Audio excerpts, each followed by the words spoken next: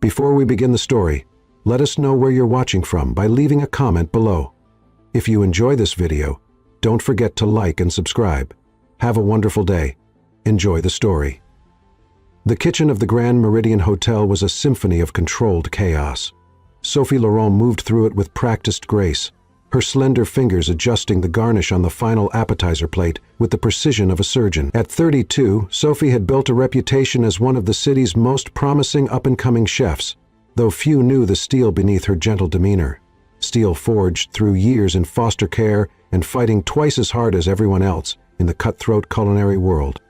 5 minutes until service, she called out, her voice carrying authority despite its melodic quality. Her small catering team responded with focused efficiency. This gala, a charity auction for the city's elite, represented their biggest opportunity. Yet one successful night could launch Sophie's fledgling catering company from obscurity into the realm of serious contention. She smoothed down the front of her simple black dress, one she'd designed and sewn herself, with clean lines that flattered her curves while maintaining professional elegance. Unlike the waitstaff in their matching uniforms, Sophie would present each signature dish herself. She wanted to see the guests' reactions firsthand. "You've got this," she whispered to herself, a ritual before every event. The ballroom glittered with crystal chandeliers and the sparkle of diamonds adorning the city's wealthiest necks. Sophie pushed through the service doors with a tray of her signature appetizers, delicate pastry shells filled with spiced duck confit and topped with a tart cherry reduction. The contrast of flavors was her specialty, the unexpected combinations that lingered on the palate, something simple for the unsophisticated palate. A woman in a red designer gown arched a perfectly sculptured eyebrow, taking in Sophie's appearance before lifting one of the appetizers with manicured fingers. Sophie's smile remained professional. "Actually, the flavor profile is quite complex. The spice blend includes 15 different elements that build on each other with each bite," Sophie explained. The woman took a delicate nibble, her eyes widening slightly before she masked her reaction. "Interesting," she murmured, before turning away. Sophie continued through the crowd, presenting her creations and engaging briefly with guests who recognized quality regardless of the presenter's attire. She was describing the ingredients to an elderly gentleman when she felt it, a prickling awareness that raised the fine hairs on her neck. Someone was watching her. She turned slowly, her gaze drawn across the room as if pulled by an invisible thread. Near the large windows overlooking the city light stood a man who seemed somehow separate from the opulent crowd. Tall, with broad shoulders encased in a perfectly tailored charcoal suit, he had skin the color of burnished gold and features that belonged on a classical statue, all sharp angles and perfect proportions. But it was his eyes that caught her, intense, intelligent, and fixed directly on her with an expression of unexpected interest. For one suspended moment, they stared at each other across the crowded room. Sophie felt heat rise to her cheeks, a physical reaction she couldn't control. The connection snapped when a waiter bumped into her, nearly upending her tray. "I'm so sorry, chef," the young server gasped. Sophie steadied the tray with practiced hands. "No harm done, Liam. Be a bit more careful, though. We can't afford to waste these," she said. When she looked back, the striking man was gone, swallowed by the crowd of glittering guests. The next 2 hours passed in a blur of service and presentation. Sophie's creations were met with appreciative murmurs, and several guests requested her business card, early signs of the night's success. As the main course wound down, she slipped away to check on dessert preparations. The hotel's service elevator was tucked discreetly in an alcove away from guest areas. Sophie pressed the call button, mentally reviewing the dessert presentation. The doors slid open to reveal the same man she'd locked eyes with earlier, now alone in the elevator. Up close, he was even more devastating. His cologne, subtle notes of sandalwood and something uniquely his own, wrapped around her as she hesitated at the threshold. "Going down?" His voice was deep, with a slight rasp that sent an unexpected shiver along her spine. "Yes," she managed, stepping into the elevator. "Kitchen level." He nodded, making no move to press any button since the kitchen was already selected. The doors closed with a soft hush, sealing them in the small space together. "Your appetizers were exceptional," he said after a moment. "The duck confit with cherry. It was like discovering a flavor I've been searching for without realizing." Surprise flickered across Sophie's face. "You could taste all that from one bite?" A smile played at the corners of his mouth. "I pay attention to things that matter." The way his eyes moved over her face made Sophie acutely aware of every inch of her skin. She was accustomed to being invisible to men like him, men whose watches probably cost more than her annual rent. "I'm Julian," he said, extending his hand. No last name, she noticed. Sophie Laurent. Her hand met his, and the contact sent a jolt of awareness straight to her core. His palm was warm, the grip firm but not overpowering. The elevator lurched suddenly, the lights flickering before plunging them into darkness. The abrupt stop knocked Sophie off balance, sending her directly against his chest. His arms came around her instinctively, steadying her. "Are you okay?" His voice came closer to her ear in the darkness. "Yes," she whispered, acutely aware of the solid wall of his chest against her palms, the strength in the arms that held her. She should step back, create distance, but her body refused to move. The emergency lights kicked on, casting the elevator in a dim amber glow that softened every edge and created shadows where there had been none. They stood there, neither pulling away, caught in a moment outside of time. "I should probably," Sophie began, but the words died as his gaze dropped to her lips. "Probably," he agreed, not releasing her. The air between them grew charged, heavy with unspoken possibility. Sophie had never experienced such an immediate, visceral reaction to anyone. Her heart hammered against her ribs, and she knew he must feel it where their bodies pressed together. "This is crazy," she whispered. "I don't know you, but you want to," he murmured, his certainty both arrogant and disarming because she couldn't deny the truth of it. When his head lowered toward hers, Sophie knew she should turn away. Instead, she tilted her face up in silent invitation. Their lips met in a kiss that started gentle, but quickly blazed into something urgent and consuming. One hand slid up her back, while the other cradled her neck as he deepened the kiss, tasting her with a thoroughness that made her knees weaken. Sophie's fingers curled into the lapels of his jacket, pulling him closer as the kiss obliterated every rational thought. There was only sensation, the heat of his mouth, the strength in the body pressed against hers, the intoxicating taste of him that hinted at depths she suddenly desperately wanted to explore. The elevator jerked back to life with a mechanical groan, breaking them apart just as the kiss threatened to consume them completely. They stared at each other in the dim light, both breathing hard, the air between them electric with stunned awareness. The doors slid open at the kitchen level, revealing a maintenance worker and hotel manager. "So sorry for the inconvenience, sir," the manager said, addressing Julian with deference that suggested he recognized him. "The backup generator kicked in, but we're checking all elevators personally." "No inconvenience," Julian replied, his voice remarkably steady despite the heat still evident in his eyes as they remained fixed on Sophie. "Quite the opposite." Security personnel appeared behind the manager. "Sir, Mr. Carter is asking for you, upstairs." Something like regret flashed across Julian's features. "I have to go," he said quietly to Sophie. "But this isn't over." Before she could respond, he was being ushered away, leaving Sophie standing in the elevator doorway, fingers pressed to lips that still burned from his kiss, wondering what hurricane she had just encountered and why she already craved its return. Chapter 2. Irresistible Pursuit. Sophie couldn't concentrate. 3 days had passed since the gala, and the memory of that elevator kiss still burned through her at unexpected moments. She'd catch herself touching her lips, remembering the taste of him. "Earth to Sophie." Emma waved a hand in front of her face. "That's the second time you've added salt instead of sugar." "Who is he?" "Who's who?"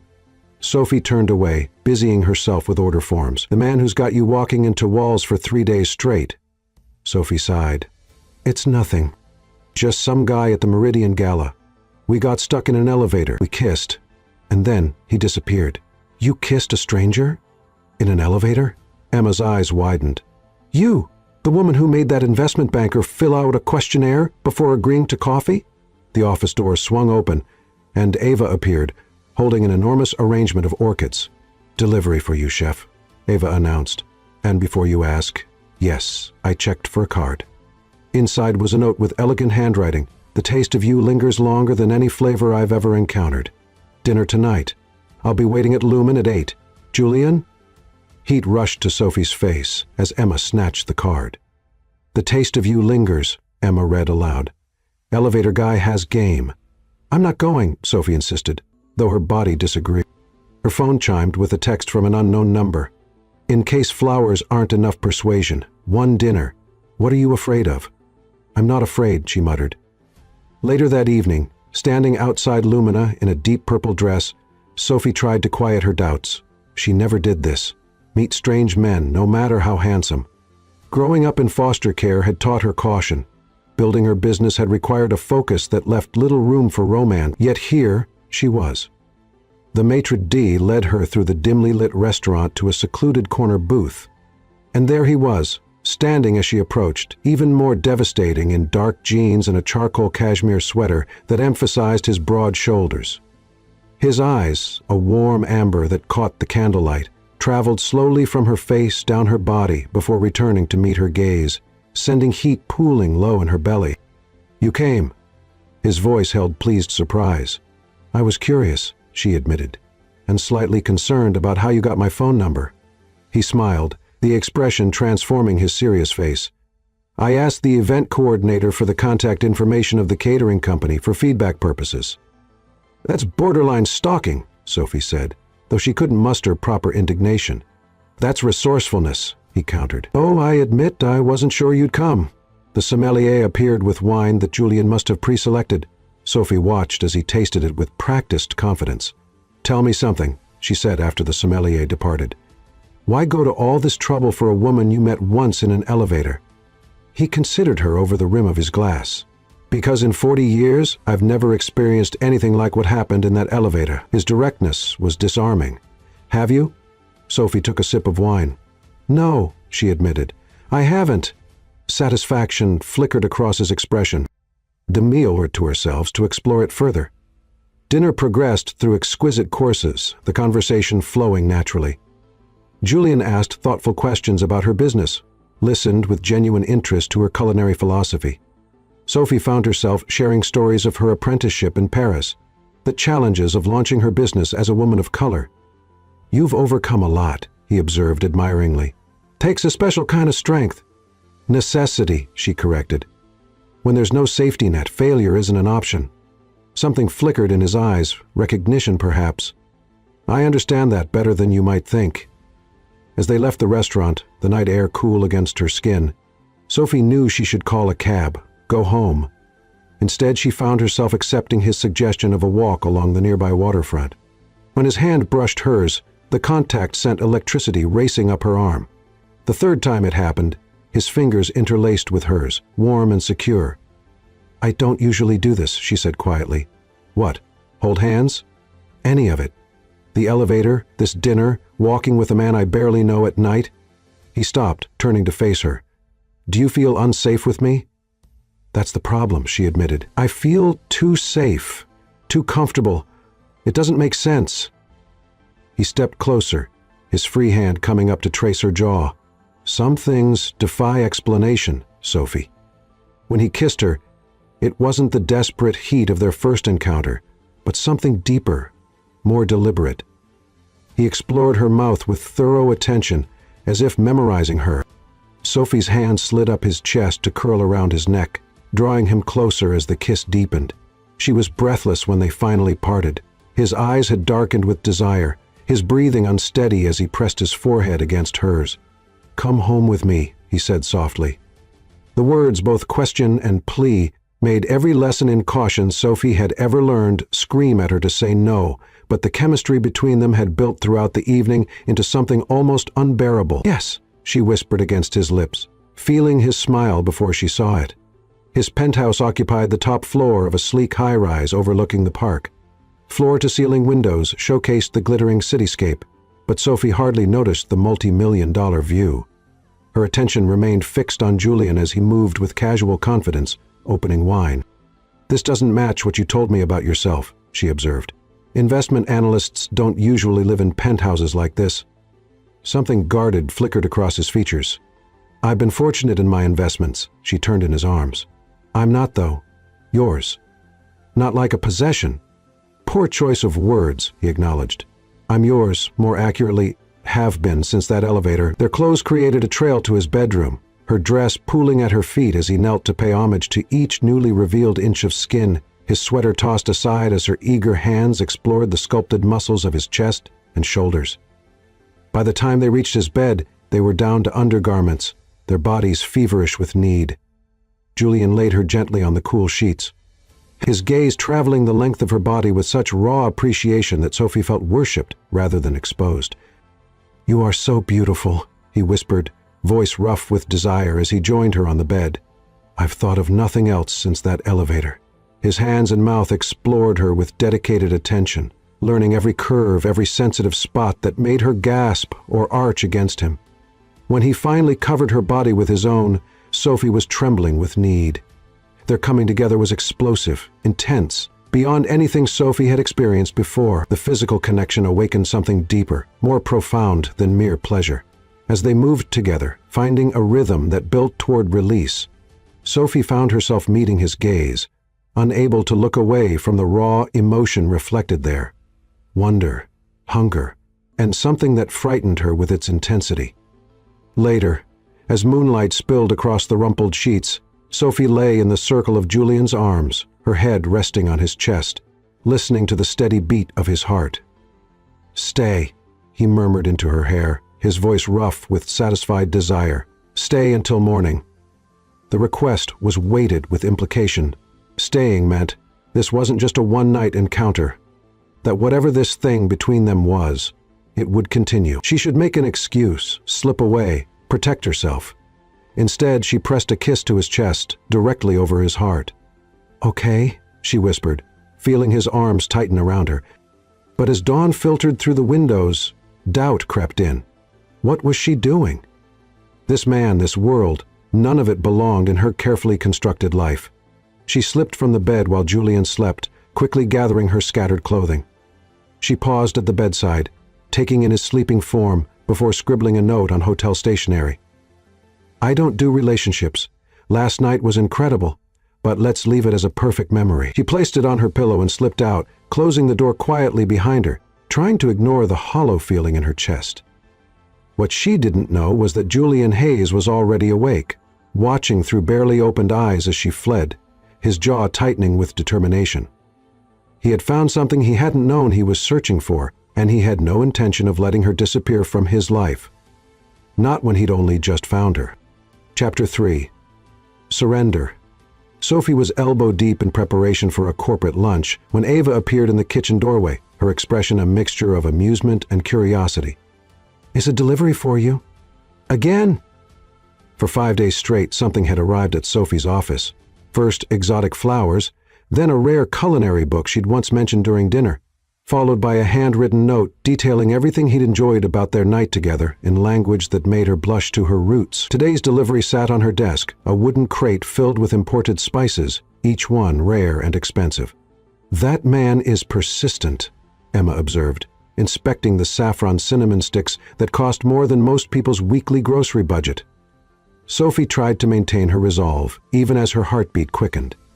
"He'll give up eventually." Her phone chimed with a text she knew was from him before she even looked. "Do you think I've forgotten the taste of your skin? The sound you make when you come? I haven't. I won't. See you at 7. Heat flooded her body, pooling low in her belly. Before she could formulate a response, another text arrived with her home address, an address she definitely hadn't given him. "Your doorman's name is Miguel. He enjoys Cuban cigars and has a weakness for cronuts. In case you were wondering how I got your address." The audacity stole her breath. She typed furiously, "Stalking is illegal in all 50 states. His response came instantly. "Is it stalking when you want to see me as badly as I want to see you?" Sophie set the phone down as if it had burned her, because the most infuriating part was that he was right. For 5 days, she'd tried to forget the feel of his hands on her body, the intensity in his eyes as he moved inside her. For 5 nights, she'd woken gasping from dreams where he finished what he'd started in that elevator. When her doorbell rang at exactly 7:00 p.m., Sophie opened it with every intention of sending him away. Instead, she froze at the sight of him in dark jeans and a simple gray t-shirt that showcased the muscular arms she remembered wrapped around her. The casual attire made him look younger, more approachable, yet no less devastating. But it was what he carried that truly disarmed her. Grocery bags. "What is this?" she asked, not stepping aside to let him in. "Dinner." He held up the bags.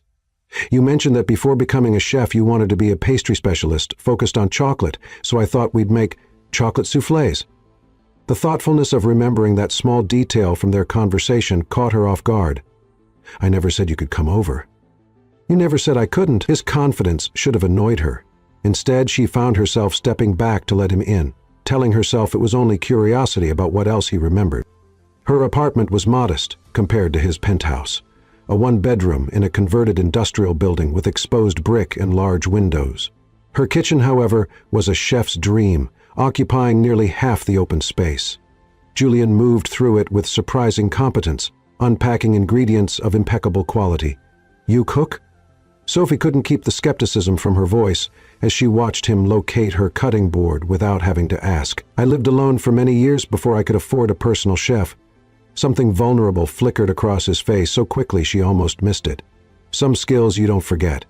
Working beside him in the kitchen created an unexpected intimacy. Their hands brushed as they passed utensils. Their bodies moved in unconscious synchronization. When he stood behind her to demonstrate his technique for tempering chocolate, his chest pressed against her back, his breath warm against her neck. "You're doing this on purpose?" she accused, her voice unsteady as his hands guided hers through the silky chocolate. "Cooking?" His lips brushed the sensitive shell of her ear as he spoke, sending shivers down her spine. "Or seducing you?" "Because yes to both." She turned in his arms, intending to create distance. Instead, she found herself captured by the naked desire in his eyes, a hunger that mirrored the ache building within her. "Why me?" The question had haunted her for days. "You could have any woman in the city." His expression turned serious. "I've had relationships based on mutual convenience, social status, even affection. But I've never felt what I felt in that elevator with you." His thumb traced her lower lip. "I've never wanted anyone the way I want you. Not just physically, though God knows that's unprecedented too, but all of you. Your fire, your frankness, your refusal to be impressed by the things that usually work." The raw honesty in his voice dismantled her defenses. When his lips met hers, Sophie surrendered to what she'd been fighting for days, her arms twining around his neck as the kiss deepened into something desperate and consuming. They never made it to the soufflés. Instead, they christened her kitchen counter, her dining table, and finally her bed in a night that left them both breathless and spent. Afterward, as they lay tangled in her sheets, Sophie traced the defined musculature of his abdomen, marveling at the contrast of their skin tones in the dim light. "Tell me something real," she murmured. "Something you don't tell everyone." He was quiet so long she thought he might have fallen asleep. When he finally spoke, his voice held none of its usual confidence. "I grew up poor," he said quietly. "Not just struggling middle class, but the kind of poverty where you wear the same clothes until they fall apart, where dinner is whatever's cheapest at the corner store." His fingers played absently with one of her curls. "My mother worked 3 jobs after my father left. She died when I was 18. Sophie propped herself up on one elbow, studying his face. "What happened then?" "Foster care." The words hung between them. "Until I aged out at 20. The revelation stunned her. "You were in the system?" 4 homes in 2 years. His jaw tightened, none of them particularly pleasant. Understanding dawned. "That's why you sensed it in me." He nodded. "Survivors recognize each other." Sophie laid her palm over his heart, feeling its steady beat. "What did you mean at dinner, about being in investments after aging out?" "I worked construction during the day, took night classes, got a scholarship." His voice held no self-pity, just a matter-of-fact recounting. "Got into finance, made some lucky calls, worked harder than anyone else." He didn't mention the billions, the corporate takeovers, the ruthless reputation that had earned him the nickname the executioner in business circles. In that moment, lying in Sophie's bed, he was simply Julian, the boy who had survived, the man who had built himself from nothing. "I've accomplished everything I set out to do," he continued, his voice softening as his fingers traced patterns on her bare shoulder. "Built the empire, secured the fortune, proved everyone wrong?" A hollow note entered his voice. "And none of it means anything.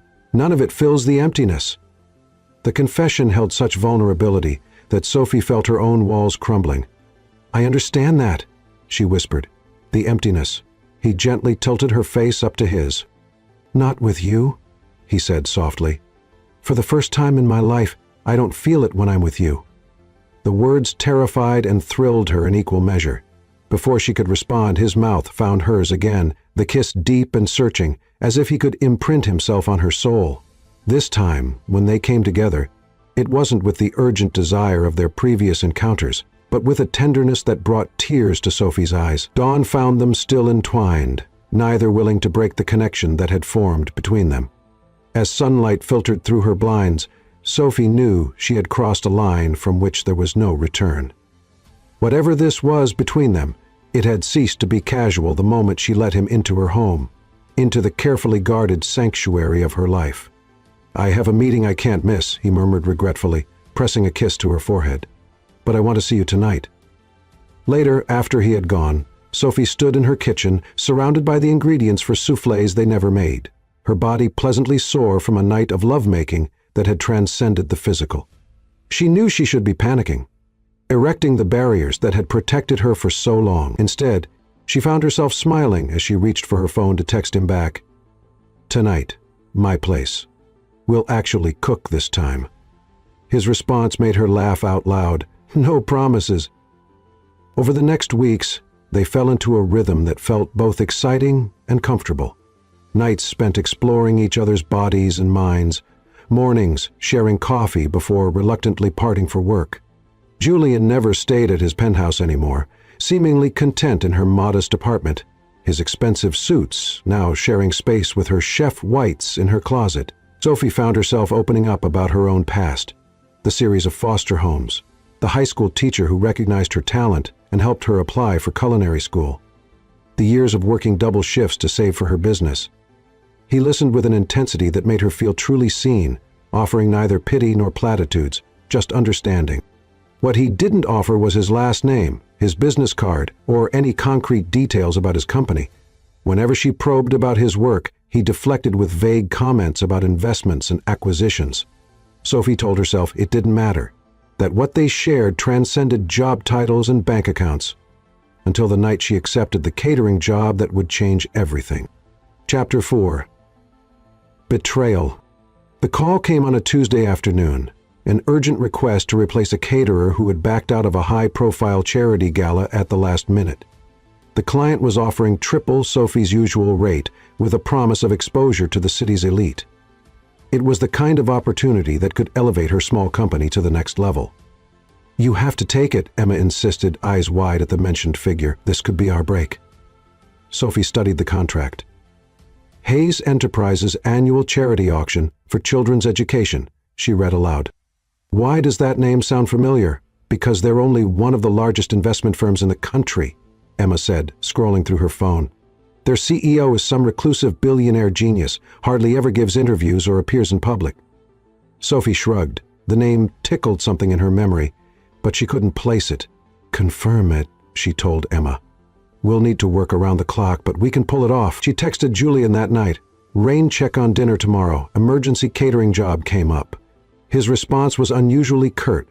"No problem. Good luck." For 2 days, Sophie threw herself into preparations, barely sleeping as she perfected the menu for what would be her company's most prestigious event to date. When Julian called, she let it go to voicemail, too consumed with work to talk. It was the first time they'd gone more than a day without seeing each other since their relationship began. The night of the gala, Sophie arrived early to the gleaming downtown skyscraper that housed Hayes Enterprises. The event was being held in the company's private reception hall, a stunning space with soaring ceilings and views that made even Sophie, a native New Yorker, pause in appreciation. "You must be the chef," a polished woman with a clipboard approached. "I'm Clara, the event coordinator. The kitchen is this way." As they walked, Clara efficiently briefed her on the evening's schedule. "Mr. Hayes is very particular about his events. Everything must be perfect." "It will be," Sophie assured her, though privately she wondered what kind of man inspired such nervousness in his staff. The kitchen was a wonderland of state-of-the-art equipment. Sophie's team worked with practiced efficiency, preparing for service while she supervised every detail. She had chosen to wear one of her own designs for the event, a simple black dress with subtle structural elements that flattered her curves while remaining professional. A twisted rope of pearls, her mother's. The only thing she had left of her, adorned her neck. With 30 minutes until service, Sophie slipped out to survey the reception hall, now filled with guests in formal wear that probably cost more than her monthly rent. She was studying the flow of the room when she heard them.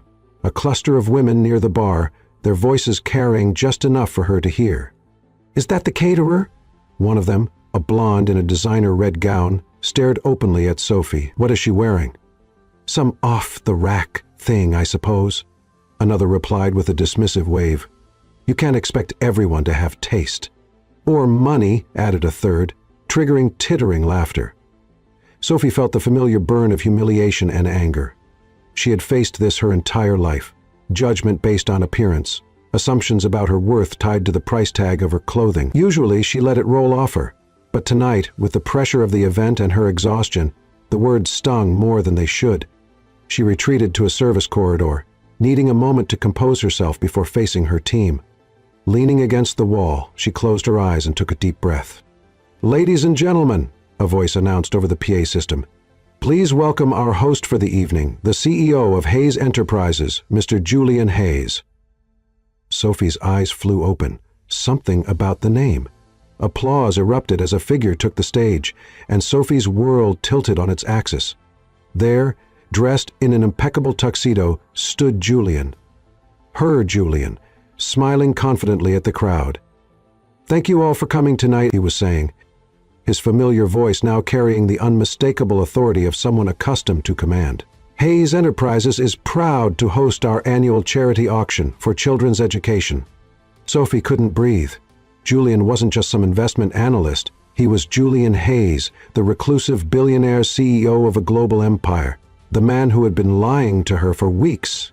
As if sensing her presence, his gaze swept the room and locked with hers. For a split second, shock registered on his face before he recovered, continuing his speech without missing a beat. But Sophie had seen it, the flash of panic, the realization that his careful deception had unraveled. She backed away, retreating to the kitchen on unsteady legs. Her team looked up expectantly, waiting for direction, unaware that their chef's world had just imploded.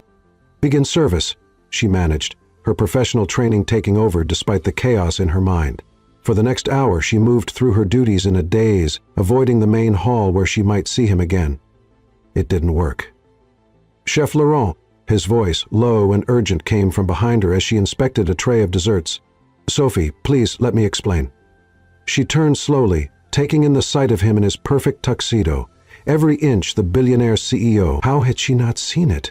The penthouse, the casual mentions of investments, the way doors opened for him everywhere they went. "Explain what?" Her voice was eerily calm. "That you've been lying to me since the moment we met? That you created this entire fiction about who you are?" "Not a fiction," he protested, stepping closer. "Everything I told you about my past, about my feelings, it's all true, except the part where you're Julian Hayes, billionaire CEO, not Julian the investment analyst." Sophie's laugh held no humor. "A minor detail." His jaw tightened. "Would you have given me a chance if you'd known who I was from the start? Or would you have assumed I was like every other rich bastard who sees women as acquisitions?" The accusation hit uncomfortably close to the truth. Sophie had long ago learned to avoid men with money and power. They inevitably saw her as a novelty, an exotic adventure, before returning to women from their own world. "That wasn't your decision to make," she said finally. "You took away my choice." "I wanted you to know me," he said, his voice dropping to a whisper. "The real me, not the persona, not the bank account. For once in my life, I wanted someone to want me for myself." Before she could respond, the kitchen door opened and Clara appeared.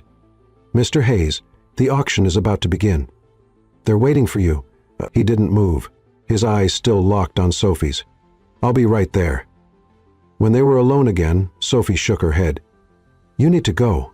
You have a gala to host, and I have a job to finish. Sophie, please, go." The word came out sharper than she intended. Something shifted in his expression, a harden, a retreat behind walls she hadn't seen since their first meeting. With a curt nod, he turned and left. Sophie made it through the rest of the evening on autopilot, directing her team with mechanical precision, avoiding the main hall where he continued to play host. As the event wound down and guests began to depart, she oversaw the cleanup, determined to leave before having to face him again. She had just signed off on the final arrangements when a security guard approached. "Miss Laurent, Mr. Hayes requests your presence in his office." "Tell Mr. Hayes I finished my contracted duties," she replied coldly. The guard looked uncomfortable. He was very insistent. Part of her wanted to refuse, to walk out and never look back. But another part, the part that had woken in his arms, that had shared whispered confidences in the dark, needed closure. Fine. The elevator required a keycard to access the executive floor. As they ascended, Sophie's reflection in the polished doors showed a woman she barely recognized, composed on the surface but with eyes that revealed the storm within. Julian's office occupied the corner of the top floor, with floor-to-ceiling windows showcasing the city he effectively owned. He stood with his back to the door, jacket removed, shoulders tense beneath his white shirt. "You can go," he told the guard without turning around. When the door closed, leaving them alone, the silence stretched between them like a living thing.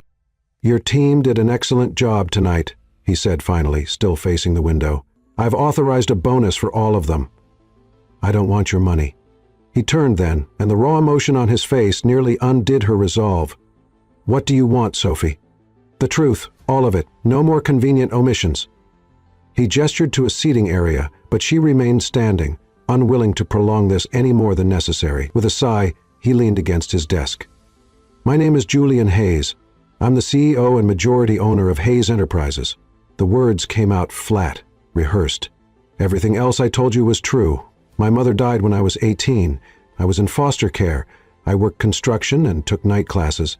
And then I got a break with a small investment firm, worked my way up, made some key investments that paid off, started my own company, built it into what it is today." His jaw tightened.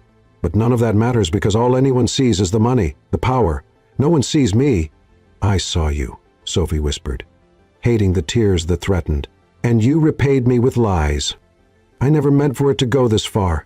He pushed away from the desk, closing the distance between them.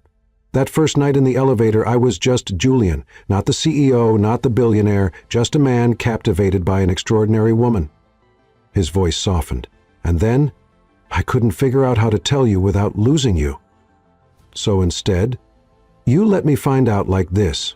She gestured around the opulent office. "Do you have any idea how humiliating that was? To realize everyone in that room probably knew who you were except me?" "I was going to tell you," he insisted. "Tonight, actually. That's why I was distant when you said you were working. I knew which event you were catering." Sophie laughed bitterly. "How convenient that you found your courage just as I was about to discover the truth anyway." His expression hardened. "You're right. I was a coward. I should have told you from the start." He ran a hand through his hair, disheveling the perfect CEO image.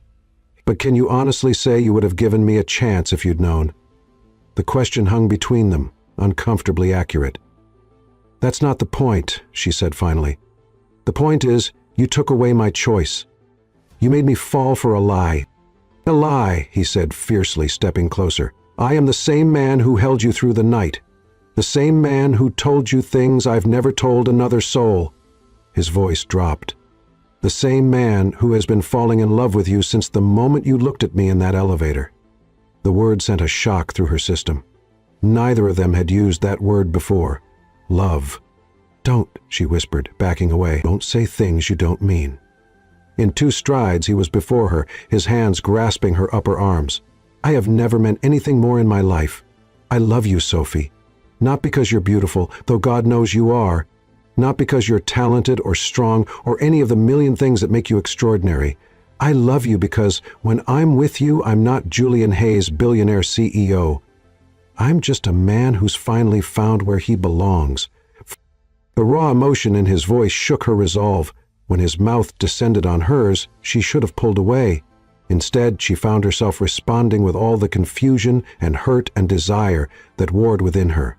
The kiss deepened into something desperate and consuming, his hands tangling in her hair as hers clutched at his shirt. With a groan, he lifted her, setting her on the edge of his desk, papers scattering to the floor as he moved between her legs. Sophie knew she should stop this, that sex would only complicate an already impossible situation.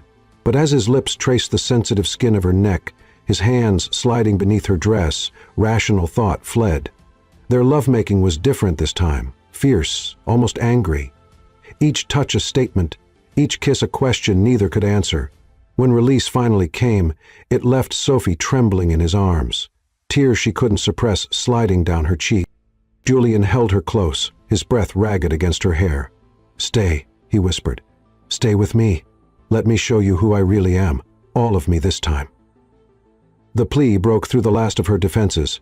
Gently she pushed him back, straightening her dress with trembling hands. "I can't," she said softly. "I need time, space." Pain flashed across his face, quickly masked behind the practiced control of a man accustomed to hiding vulnerability. "How much time?" "I don't know." She slid off the desk, gathering her dignity around her like armor. "I don't know if there's any coming back from this." He nodded once, jaw tight. "I understand." She nearly broke at the resignation in his voice, the way he stepped back to let her pass.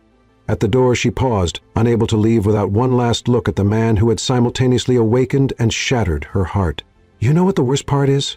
she said quietly, voice thick with emotion. "I would have fallen for you anyway, the real you, if you had just given me the chance." Before he could respond, she slipped out, closing the door firmly behind her. It wasn't until she was in the taxi heading home that she allowed herself to break down, sobs racking her body as the city lights blurred through her tears. In his office, Julian Hayes stood motionless, staring at the door through which Sophie had disappeared. Then, with a roar of frustration, he swept everything from his desk, watching as pens and papers and awards clattered to the floor. He had finally found the one thing his billions couldn't buy, and lost it because of his own fear. Chapter 5. Fighting Fate.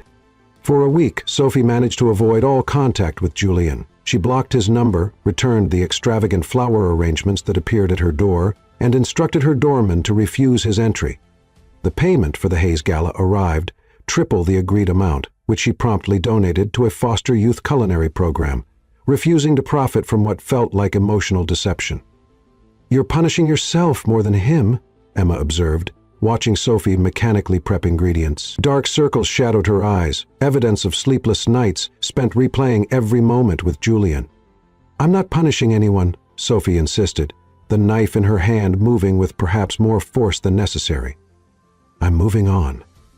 But moving on proved impossible when her phone rang with a call from Mercy Hospital. Her foster sister Lena had been rushed to the emergency room with acute appendicitis. "We need to operate immediately," the doctor explained when Sophie arrived. Only later, as Lena slept in recovery, did the financial reality hit. Lena had no insurance. Her job at the daycare center didn't provide benefits. The hospital administrator's expression was sympathetic but firm as she outlined the costs. Sophie thought of her business account, already stretched thin. It wasn't enough. Back at her office, she scrolled through pending job offers, looking for anything that might generate quick cash. One name stood out: Lorenzo Bianchi, owner of Club Noir, a high-end establishment with rumored mob connections. "Mr. Bianchi, this is Sophie Laurent. I understand you're still looking for a caterer for your anniversary event." His voice oozed satisfaction. "Indeed, Ms. Laurent, though my offer expires tonight." "Ooh, I'll take it." The fee was substantial, enough to cover a significant portion of Lena's medical bills. Sophie pushed away her unease. One night, one job. She could handle anything for her sister. Club Noir occupied a former warehouse in a questionable part of town. As Sophie's team unloaded supplies, she noted the sleek cars arriving, the silent men in dark suits who seemed more like security than guests. "You didn't tell me this was a mob thing," Ava whispered, eyes wide. "It's just catering," Sophie assured, though she wasn't convinced. Lorenzo Bianchi, a stocky man with slick-back silver hair, greeted Sophie with two familiar hands on her shoulders. "The chef arrives," he announced, "beautiful and talented, perfect." The evening progressed smoothly until Sophie heard a commotion near the entrance. "You can't go in there," Bianchi's voice raised in alarm. "Watch me," Sophie froze, recognizing that voice instantly. Julian stalked into the main room, his tall frame imposing in a perfectly tailored suit. His expression when he spotted her cycled rapidly from relief to anger. "What are you doing here?" Sophie hissed, aware of the attention they were attracting. "Saying you're from making a terrible mistake?"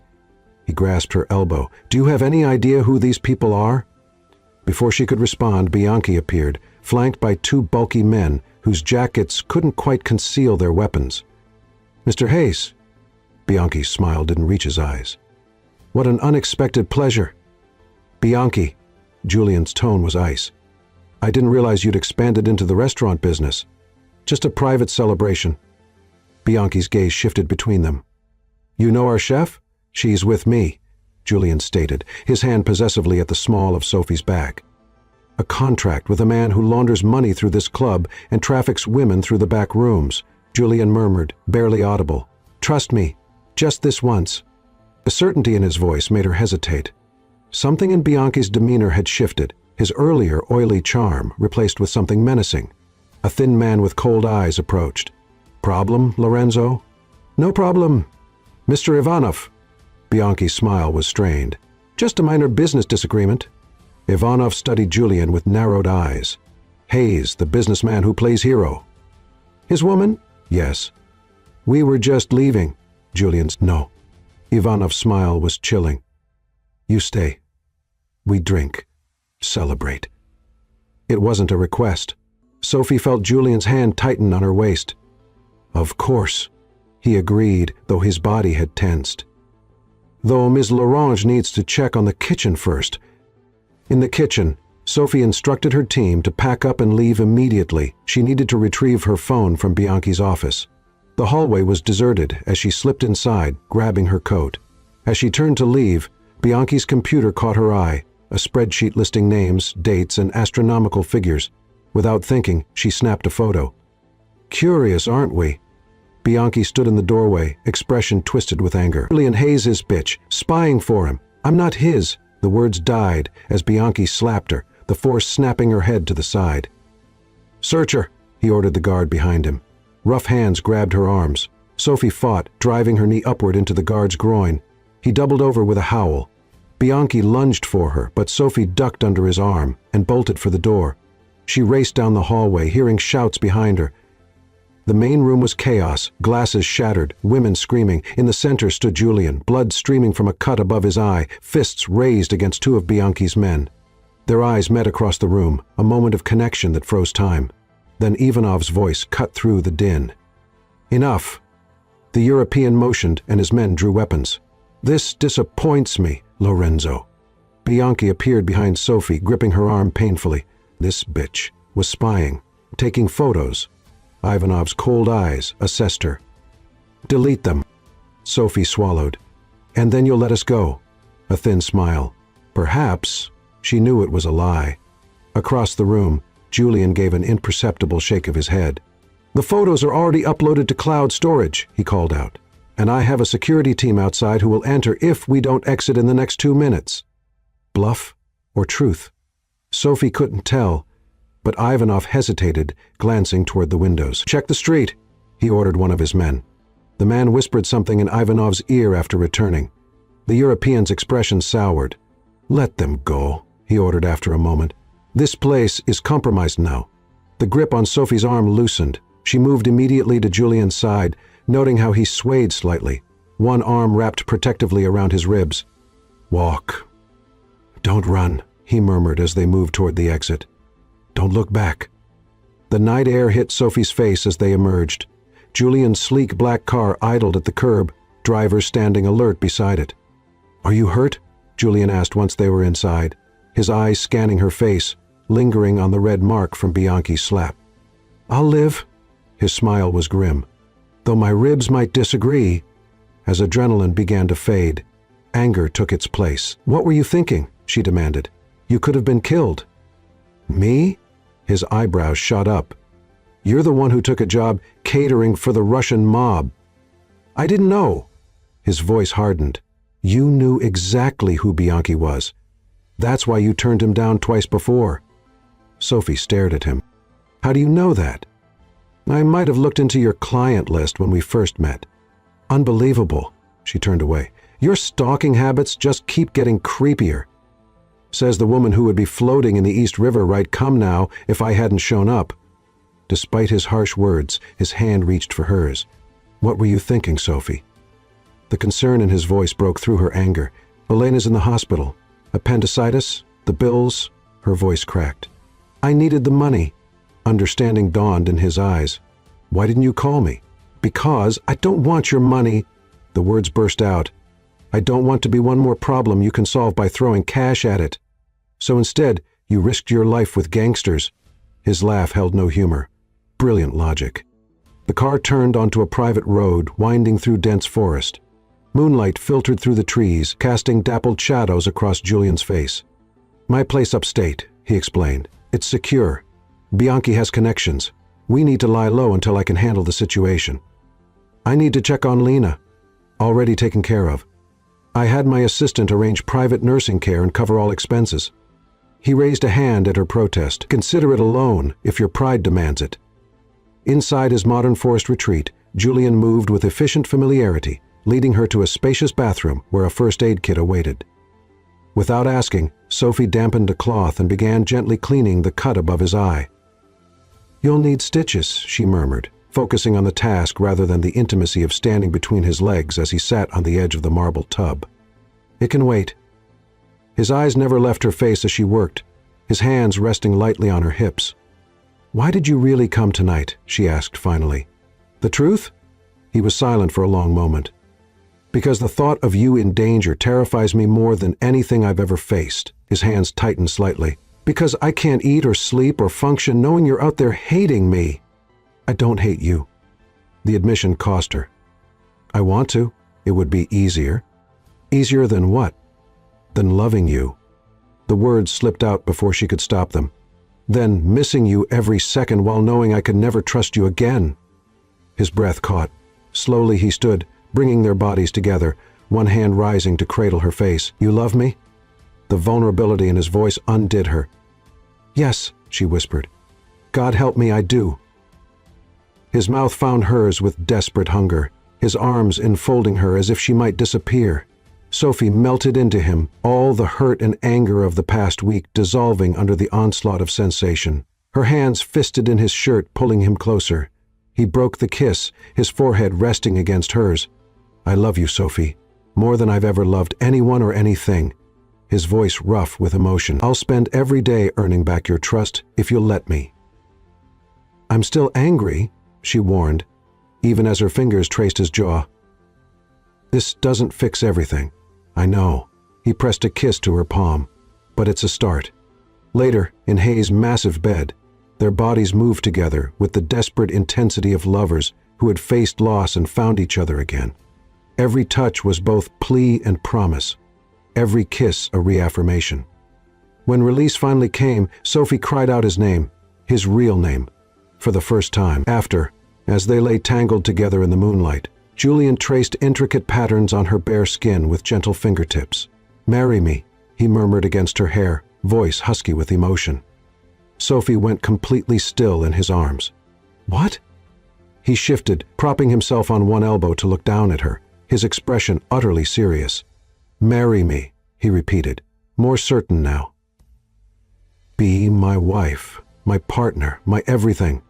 We haven't even resolved our issues, she protested, though her heart raced. You lied about your identity for weeks. And I'll spend a lifetime making that up to you, he promised, his eyes never leaving hers. But tonight made one thing crystal clear. I can't lose you again. Life is too short, too unpredictable. His hand cupped her cheek with infinite tenderness. I've built an empire, acquired more wealth than I could spend in 10 lifetimes. None of it means anything without you. Sophie searched his face, finding nothing but sincerity. This is crazy, she whispered. Is it? His thumb traced her lower lip. Or is it the best decision either of us will ever make? The question hung between them. Sophie thought of all the reasons to say no, then thought of a life without him. Yes, she said finally. The word a release and a beginning. Yes, I'll marry you. His smile was blinding as he gathered her close. Their kiss sealed the promise, tender at first, then deepening into something more urgent as passion reignited between them. Neither of them could know that their greatest challenge still awaited, one that would test their newfound commitment in ways they couldn't imagine. Chapter 6. Surrender. Sophie woke to sunlight streaming through unfamiliar windows and the seductive aroma of freshly brewed coffee wafting from somewhere nearby. For a moment, disorientation clouded her mind until memories of the previous night flooded back. The chaos at Club Noir, their narrow escape, Julian's heartfelt proposal, and her acceptance that had changed everything. She stretched languidly, a pleasant soreness in her muscles testifying to the passionate hours they'd spent celebrating their engagement. The space beside her in the massive bed was empty but still warm. Wrapping the silken sheet around her naked body, she padded barefoot through the house, following the coffee scent like a beacon. She found Julian on the terrace, shirtless in low-slung pajama bottoms that revealed the sculpted planes of his abdomen. His back was to her, as he spoke quietly but intensely into his phone, muscled shoulders tense with focus. Early morning sun gilded his bronze skin, highlighting both his powerful physique and, more concerningly, the dark bruises blooming along his ribs, vivid evidence of the fight at Bianchi's club. "I don't care what it costs," he was saying, his voice carrying the unmistakable authority of barred man accustomed to being obeyed without question. "I want every piece of evidence against Bianchi and Ivanov in the DA's hands by noon, and make sure those hospital bills are taken care of anonymously." He turned, sensing her presence, and his expression transformed instantly from calculating CEO to devoted lover. "I'll call you back," he told the person on the other end before ending the call, his eyes softening as they took in the sight of her. "Good morning," he said, crossing to her and pressing a gentle kiss to her lips. "Sleep well?"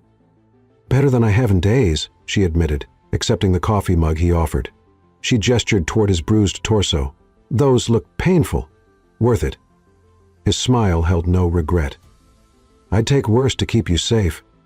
The casual declaration of devotion still felt foreign to Sophie, who had spent a lifetime learning not to depend on anyone. She moved to the terrace railing, looking out over the forest surrounding the property. "Is this real?" she asked quietly, not turning to face him. "Us? This place? Last night? Sometimes it feels like I'm living someone else's life." Warm hands settled on her shoulders, his chest a solid presence against her back. "It's real," he murmured, pressing a kiss to the sensitive spot below her ear. "Though I understand the disbelief, I wake up every morning amazed that you're mine." She turned in his arms. "I'm not, though. Yours. Not like a possession." Poor choice of words, he acknowledged. "I'm yours, more accurately, have been since that elevator." The reminder of their beginning softened her expression. "Speaking of possessions, we should talk about a prenuptial agreement." Julian raised an eyebrow. "Protecting your vast culinary empire from my gold-digging ways?" Despite herself, Sophie laughed. "I'm serious. You have billions to protect." "From you?" He shook his head. "The woman who donated her payment for my gala rather than deposit it?" Her surprise must have shown on her face because he smiled wryly. "Yes, I know about that. I know many things about you, Sophie Laurent." His expression turned serious. "But if it makes you more comfortable, we can have whatever legal documents you want drawn up." "It's the sensible thing to do," she insisted. "When has anything about us been sensible?" His hand slid down to her waist, tugging her closer. "We met in an elevator, had mind-blowing sex on our first date, and got engaged after a brawl with the Russian mob. Sensible left the building a long time ago." His logic was infuriatingly accurate. Standing there in the morning sunlight, wrapped only in a sheet while the billionaire CEO of a global empire looked at her as if she were the only woman in the world, Sophie had to admit that sensible didn't apply to their relationship. "Fine," she conceded, "but I want to maintain my business, my independence." "I wouldn't have it any other way." His smile was genuine. "Your drive, your talent, they're part of who you are. I'd never ask you to give that up." The simple understanding in his voice melted another layer of her defenses. This man, with all his power, his wealth, his commanding presence, respected her autonomy in ways previous partners never had. "When do we go back to the city?" she asked, changing the subject before emotion overwhelmed her. "Tomorrow, perhaps, once I'm certain Bianchi and Ivanov are no longer issues." His jaw tightened momentarily. "They made a critical error, threatening you." "What did you do?" Concern crept into her voice. "Nothing violent," he assured her, recognizing her worry. "Just provided certain financial records to the appropriate authorities, records that were conveniently on your phone after your impromptu photography session in Bianchi's office." Sophie's eyes widened. "You went through my phone?" "You were sleeping," he said unapologetically. "And those photos were evidence of money laundering on a massive scale, the kind of evidence that will keep Bianchi and his associates occupied with legal troubles for the foreseeable future." She should have been angry at the invasion of privacy, but found herself more impressed by his efficiency. "Remind me never to get on your bad side. Not possible." His hands slid lower, untucking the sheet from where she'd secured it. "You occupy a very, very good side." His lips found hers, morning coffee forgotten as desire sparked between them again. With deliberate slowness, he unwrapped her like a precious gift, the sheet pooling at her feet as he lifted her onto the terrace table, his mouth trailing down her throat to her breasts. "Someone could see," she gasped, even as her legs wrapped around his waist. "Private property, miles from the nearest neighbor," his voice rough with want. "Though, if exhibitionism concerns you, we have about 30 other rooms to christen." The playfulness was new, a side of him she hadn't seen before. This wasn't the controlled CEO, or even the intense lover she'd come to know, but someone lighter, happier. The realization that she was the cause of that transformation sent warmth spreading through her that had nothing to do with physical desire. "Let's start here," she decided, pulling him closer, "then work our way through the house." His laugh was swallowed by her kiss as she surrendered to the joy of the moment, to the man who had fought his way into her heart despite every barrier she'd erected. Later, after they'd made good on her suggestion in both the kitchen and the library, they lay tangled together on a plush rug before a crackling fire. Outside, rain had replaced the morning sunshine, pattering against the windows in a soothing rhythm. "Tell me about your childhood home," Sophie asked, her head pillowed on his chest. "The real one, not the penthouse." Julian was quiet for a long moment, his fingers tracing idle patterns on her bare shoulder. "Small," he said finally. "2 bedrooms in East Harlem. My mother kept it spotless despite working 3 jobs. Always smelled like lemon furniture polish and whatever she was cooking." The wistfulness in his voice tugged at Sophie's heart. "What happened to it after she died?" "Landlord evicted me when the rent came due," he said matter-of-factly. "I was 18, had no legal right to the lease, child services came, and that was that." Sophie tightened her arm around his waist, imagining the scared teenager behind the powerful man. "Where is it now?" "I own the building." His tone was carefully neutral. "Bought it 10 years ago when I made my first million. Renovated it. Kept the rents affordable for the families living there." The revelation touched her deeply. For all his billions, all his glamorous properties around the world, he had made a point of reclaiming that piece of his past. "Will you take me there someday?" she asked softly. He lifted his head to look at her, surprise evident in his expression. "You want to see it?"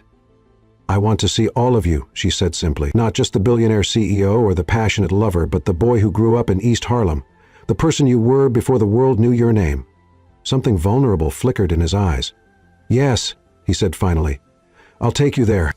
Later that afternoon, the rain still falling steadily, Julian led Sophie through the house to a room they hadn't yet explored. A key from his pocket unlocked heavy wooden doors, revealing what appeared to be a childhood sanctuary preserved in time.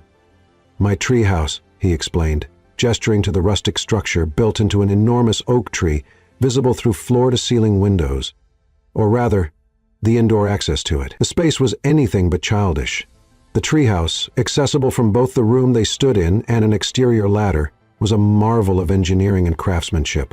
A multi-level structure with comfortable seating, bookshelves, and windows strategically placed to maximize the forest view.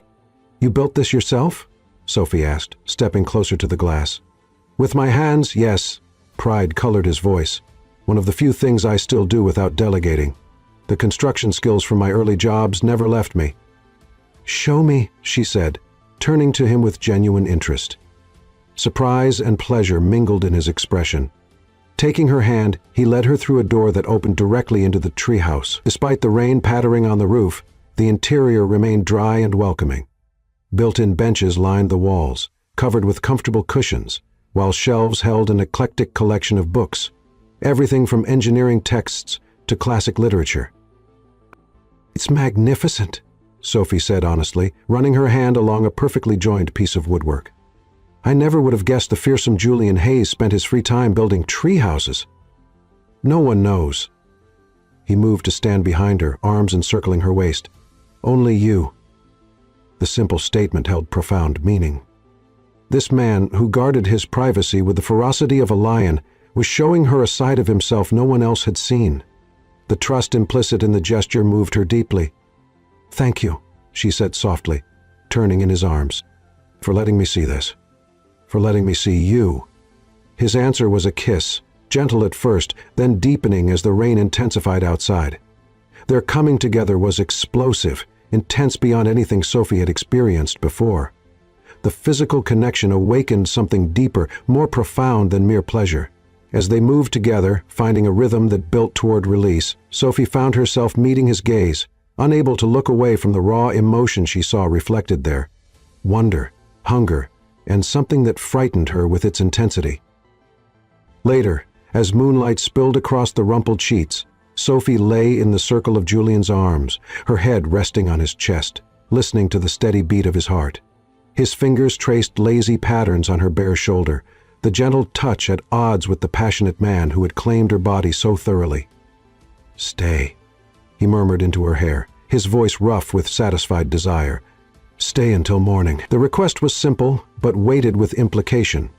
Sophie knew that staying meant this wasn't just a one-night encounter, that whatever this thing between them was, it would continue beyond tonight.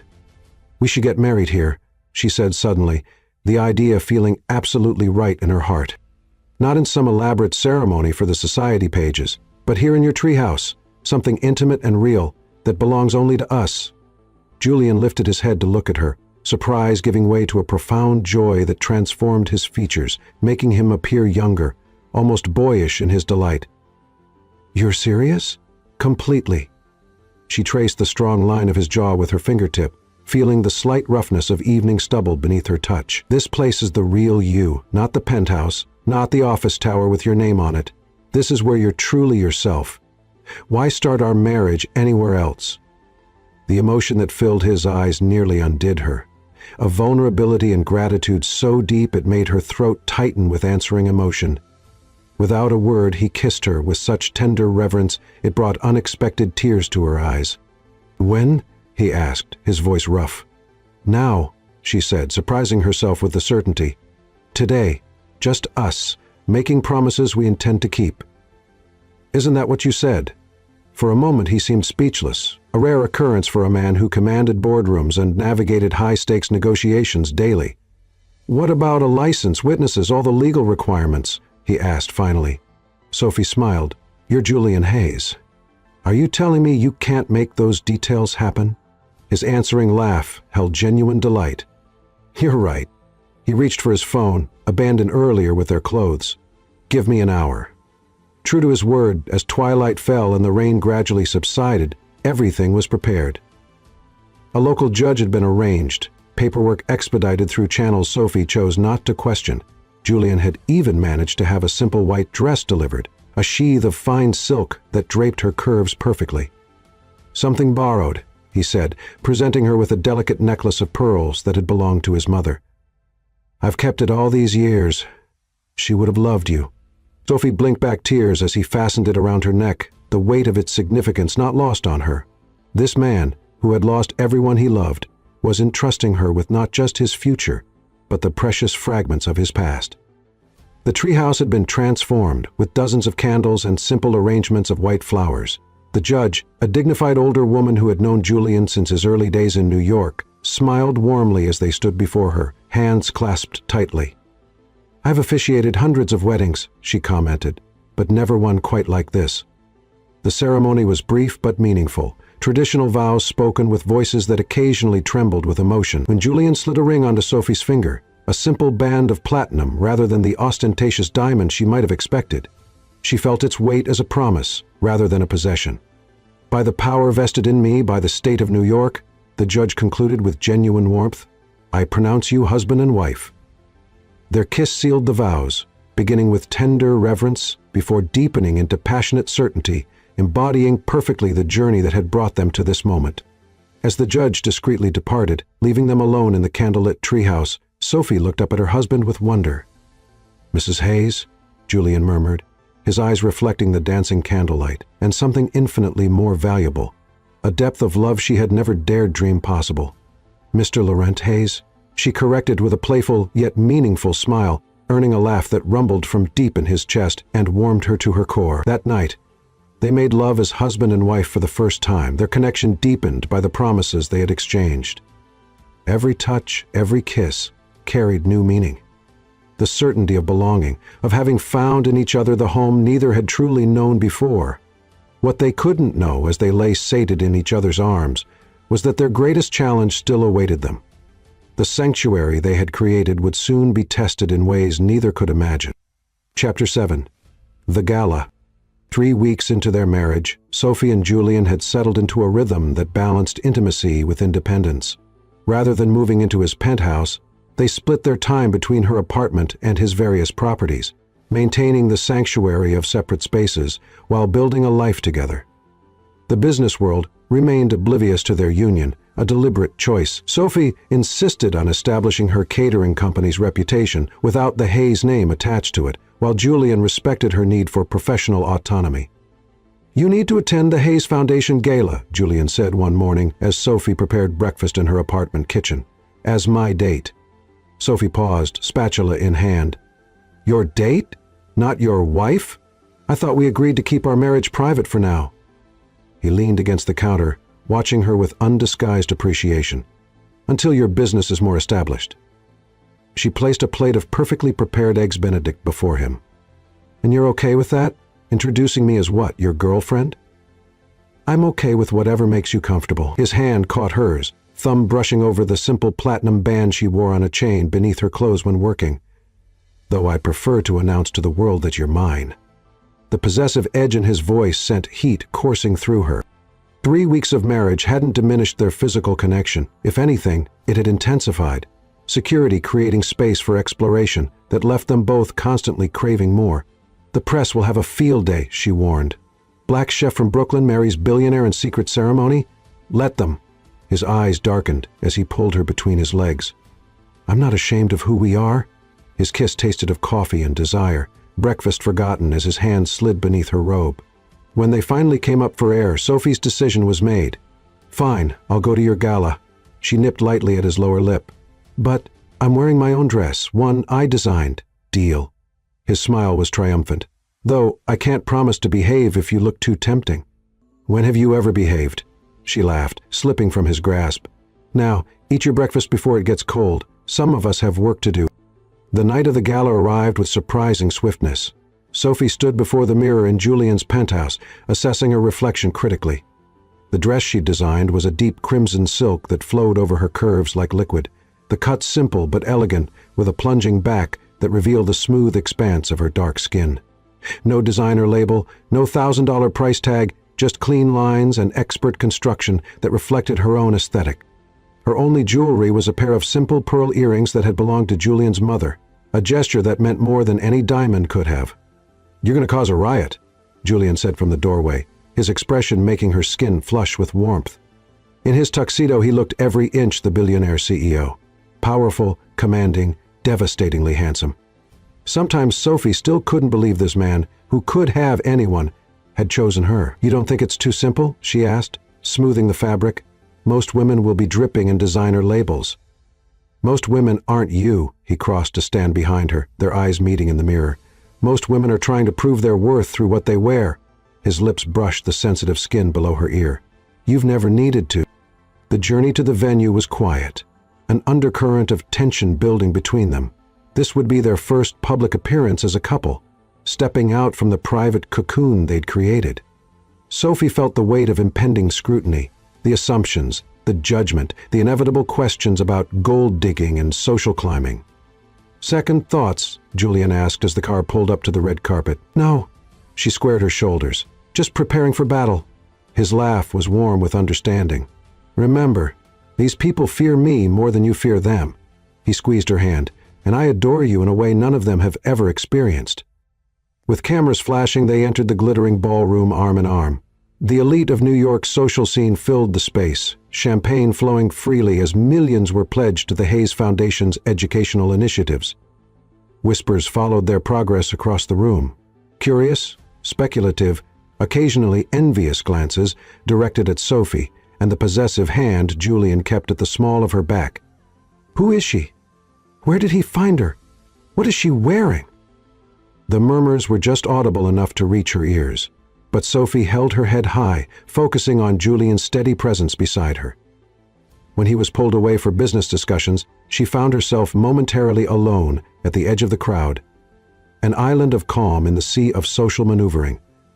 So, you're Julian's latest distraction. The voice came from behind her, cultured, female, dripping with condescension.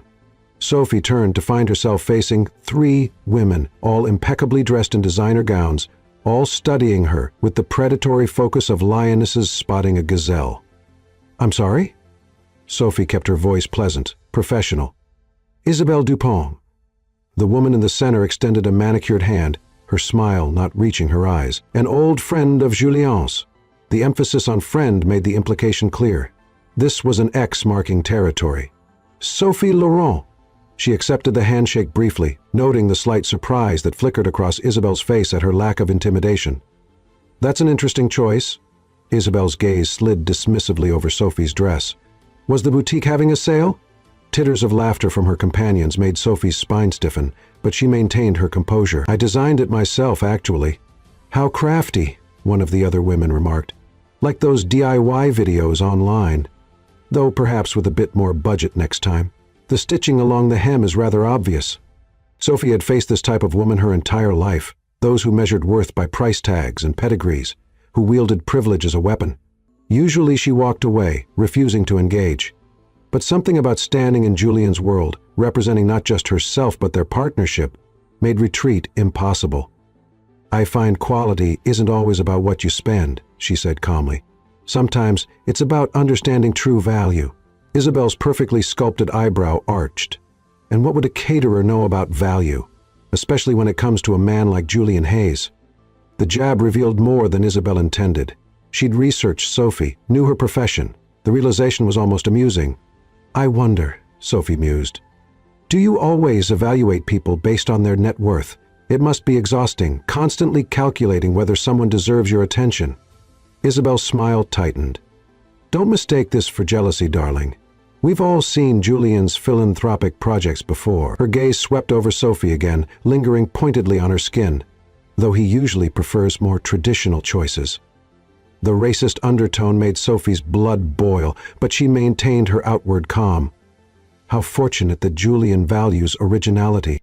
Then, let's be clear. Isabelle stepped closer, voice lowering to ensure only Sophie could hear, her breath carrying the sharp scent of expensive champagne. You're a temporary amusement. Once the novelty wears off, he'll return to his own kind. He always does. The words struck with calculated precision, designed to wound. Before Sophie could formulate a response, fate intervened in the form of a champagne flute that seemingly materialized against Isabelle's sleeve, spilling golden liquid down her designer gown. The woman holding the glass, Sophie recognized her as the wife of one of Julian's executives, offered profuse apologies that barely masked her satisfaction. Oh, Isabelle, how clumsy of me. And on such an expensive dress. She shot Sophie a lightning quick wink of solidarity before hustling the sputtering Isabelle toward the restrooms. The momentary reprieve allowed Sophie to retreat to a quieter corner of the ballroom, her composure finally cracking as the venomous words replayed in her mind. Was this what integration into Julian's world would mean? Constant scrutiny? Thinly veiled racism? Assumptions about her worth? Are you all right? She turned to find a distinguished older woman watching her with kind eyes. Judge Marshall. Sophie recognized the woman who had married them in the treehouse. I didn't realize you'd be here. Julian invites me every year, though I rarely attend these circuses. Her shrewd gaze took in Sophie's expression. I see you've met the Isabelle contingent. That obvious? They leave a particular kind of devastation in their wake. The judge's smile was knowing. Don't let them fool you. Most of these people are terrified of Julian and, by extension, anyone he values. Before Sophie could respond, a commotion near the main entrance drew their attention. Isabelle had returned, her gown still bearing the champagne stain, her face contorted with malicious glee as she addressed a gathering crowd. "Julian's little secret is out," she announced, voice carrying across the suddenly quieted room. "His exotic pet project isn't just warming his bed. She's a charity case. Her sister was hospitalized with no insurance. Guess who paid the bills?" The murmurs rippled through the crowd, all eyes turning to search for Sophie, who stood frozen in shock. How had Isabel discovered that information? "But wait, it gets better," Isabel continued, clearly enjoying her moment in the spotlight. "Our little cater waiter was caught working for Lorenzo Bianchi. Yes, that Bianchi, the one currently under federal investigation for money laundering." The gasps and whispers intensified. Sophie felt the walls closing in as hundreds of judgmental gazes found her, dissecting her simple dress, her obvious lack of belonging in their world. Shame and anger warred within her, not for the accusations themselves, but for allowing herself to be vulnerable to such public humiliation. As she turned to leave, desperate to escape, Isabel delivered her final blow. "Face it, Julian picked up another stray, just like he always does. Another project to save, another cheap—" "That's my wife you're speaking to." Julian's voice cut through the room like a blade, silencing even Isabel mid-sentence. He stood at the entrance to the ballroom, his expression thunderous as he strode purposefully toward Sophie. The collective gasp was audible as the implications of his words registered. Isabel's face drained of color. "Your wife?" someone echoed incredulously. Julian reached Sophie, one arm sliding protectively around her waist as he faced the stunned crowd. "Yes, my wife, though I fail to see how that's anyone's business but ours." "You married her?" Isabel's voice had risen an octave, disbelief etched across her features. "3 weeks ago," he confirmed, his gaze never leaving Sophie's face, his expression softening as he addressed her directly. "And it was the best decision I've ever made." Before the murmurs could build again, he pulled Sophie to him, one hand cradling her face with such tenderness that the room seemed to fall away. His kiss was neither chaste nor showy. It was a declaration, passionate and unwavering, leaving no doubt about the nature of their relationship. When they finally parted, Sophie was aware of the silence that had fallen over the room, of the open shock on faces like Isabel's, and surprisingly, of the small smiles of approval from others, including Judge Marshall. "I believe," Julian said, his voice carrying easily through the hushed space, "that an apology is owed to my wife." Isabel's mouth opened and closed soundlessly, her composure finally cracking under the weight of Julian's cold stare. I didn't realize," she stammered. "Clearly." His tone could have frozen flame. "Now, if you're finished embarrassing yourself, I suggest you leave before I reconsider my company's numerous contracts with your family's hotel chain." The threat, delivered with calm precision, sent Isabel scurrying toward the exit, her companions trailing in her wake like deflated balloons. Julian turned back to Sophie, unconcerned with the avid attention of the remaining guests. "I'm sorry," he said softly, for her ears alone. "I should never have left you to face them alone." "You're making a scene," she whispered, though she couldn't suppress the warmth spreading through her at his public defense. "I'm making a statement," he corrected, his thumb tracing the curve of her cheek. "That the woman in the cheap dress is worth more than everyone else in this room combined." His words, spoken with such conviction, healed something Sophie hadn't realized was wounded. In that moment, despite the whispers, despite the stares, she felt truly secure in her place beside him. Not as an accessory or a project, but as an equal partner chosen for herself. "Take me home," she murmured, suddenly exhausted by the emotional whiplash of the evening. His smile was both tender and heated. "With pleasure, Mrs. Hayes." As they departed, heads still together in hushed conversation, the Gala erupted behind them. Phones documenting the unexpected revelation, voices speculating on the secret marriage, bets already being placed on its duration. None of it mattered. In the sanctuary of the car, Sophie curled against Julian's side, allowing the tension to drain from her body as his fingers stroked soothingly through her hair. "So much for keeping our marriage private," she said, a hint of dry humor returning to her voice. "Are you angry?" His question held genuine concern. Sophie considered, then shook her head. "No, relieved, actually." She tilted her face up to his. "I'm tired of hiding how I feel about you." His kiss was answer enough, deep and possessive, a promise of the night to come. By the time they reached the penthouse, both were breathless with need, clothes discarded in a trail from the elevator to the bedroom, as they reaffirmed their connection in the most primal way possible. Later, as they lay tangled in sweat-dampened sheets, Julian's fingers traced lazy patterns on her bare shoulder. "You know the press will be relentless now," he warned. "Your privacy." "Let them come," Sophie said with newfound certainty. "I'm done hiding." Her hand splayed across his chest, feeling the steady beat of his heart. "Besides, if tonight proved anything, it's that I need to stake my claim publicly. Those women were circling you like sharks." His laugh rumbled beneath her cheek. "Trust me, no one compares to you." His arm tightened around her. "But I do like this possessive streak. Feel free to mark your territory any time." They drifted to sleep, wrapped in each other, the outside world momentarily forgotten. Neither could know that Isabel's humiliation had planted a seed of vengeful obsession, one that would soon blossom into a threat to both their happiness and Sophie's life. Chapter 8. Target. The morning after the gala, Sophie and Julian's private life had become a public spectacle. Their faces graced every tabloid with headlines screaming, "Billionaire's secret marriage."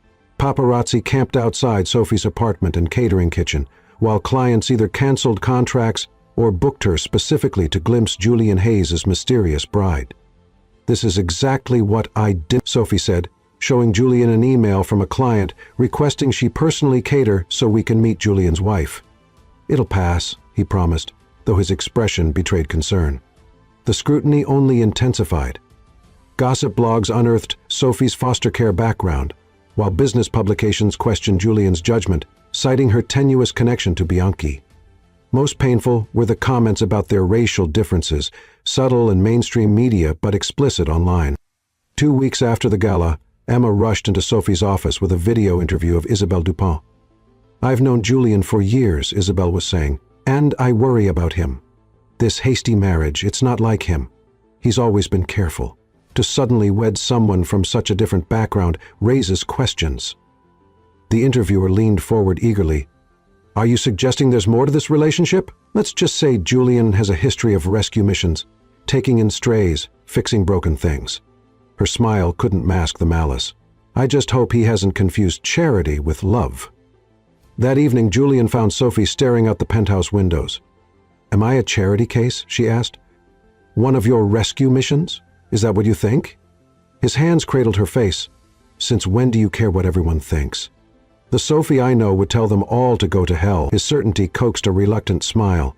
"Maybe she's tired of fighting. Then I'll fight for both of us." 2 nights later, they attended a business dinner with potential investors. Among them was Victor Langston, a business rival known for his cutthroat tactics. Throughout dinner, Sophie noticed Langston watching her with calculated interest. During dessert, Isabelle Dupont made an unexpected appearance. "Julian, darling," she trilled. "I had no idea you'd be here." "I'm just having dinner with Victor." The calculated ambush was obvious. Julian's expression remained impassive, though Sophie felt his tension. "Isabelle," he acknowledged coldly. "I see you found a new protector." Isabelle smiled tightly. "Victor and I are just friends. Unlike some, I take time to build relationships before rushing into commitments." The barb was aimed directly at Sophie, who refused to give Isabelle the reaction she sought. "It's lovely to see you again, Isabelle. That shade of lipstick is much more flattering than what you wore to the gala." Isabelle's hand drifted self-consciously to her mouth as Langston interjected. "We were discussing the Sullivan acquisition. I understand Hayes Enterprises has expressed interest. Perhaps we should combine forces," Langston suggested. "I'm sure Isabelle would enjoy working closely with both of us again." The implication that the three had some shared history hung in the air. Sophie felt Julian's hand find hers beneath the table. "I prefer to keep business and pleasure separate," Julian replied firmly. Isabelle laughed brittly. "Since when? As I recall, you were quite willing to blur those lines during our Tokyo merger." As they prepared to leave, Langston made a final play. "Sophie, I'd love to discuss catering options for my charity event. Perhaps we could meet privately?" Isabelle added with false sweetness, "Yes, do consider it. I've heard your little business is struggling since the revelations about your client list. I'll have my assistant contact yours," Sophie replied smoothly. "Though I should warn you, my rates have increased substantially since I married a billionaire." Her deliberate embrace of the gold digger stereotype, delivered with obvious irony, caught Isabelle off guard. "So, You saw my devil? Ah. Julian drew her close. You are magnificent. Most women would have thrown champagne in her face. I considered it, Sophie admitted, but my dress is too nice to risk splashing. Later that night, Sophie voiced her concerns. Isabel and Langston are working together, but why? Langston wants Hayes Enterprises, Julian explained. Isabel wants revenge for perceived humiliation. Perceived? We were involved briefly years ago. She assumed it was heading toward marriage. I made it clear it wasn't. And now she can't stand that I married someone else. Sophie settled against his chest. Especially someone she considers beneath you. His arms tightened around her. There's no one above you in my eyes. Remember that, no matter what they say or do. The following evening, Sophie catered a prestigious dinner for the city's arts patrons. As she presented the main course, a sudden wave of dizziness washed over her, the room tilting alarmingly. Back in the kitchen, the dizziness intensified violently, accompanied by a terrifying numbness spreading across her lips and a sharp, electric tingling in her fingertips, unmistakable harbingers of anaphylaxis from her shellfish allergy, though she was certain she hadn't consumed anything. "Emma!" she gasped, her tongue already feeling thick in her mouth. "My EpiPen, in my bag now." Alarm exploded across Emma's face as she took in Sophie's rapidly deteriorating condition. Angry red hives beginning to mottle her neck, her breathing transforming into a frightening wheeze. "What happened?" Emma demanded, scrambling frantically for the medication. "Don't know," Sophie managed, panic rising as her throat began to constrict. "Shellfish somehow." The kitchen's bright lights blurred and swam as adrenaline flooded her system. She heard distant shouting, felt hands supporting her as her knees buckled. Then, merciful darkness claimed her. Julian was in a video conference when the call came. "It's Sophie," his assistant said. "Mount Sinai Hospital. Allergic reaction." In the emergency room, he found Emma pacing anxiously. "Anaphylaxis," she explained. "She was fine 1 minute, then couldn't breathe.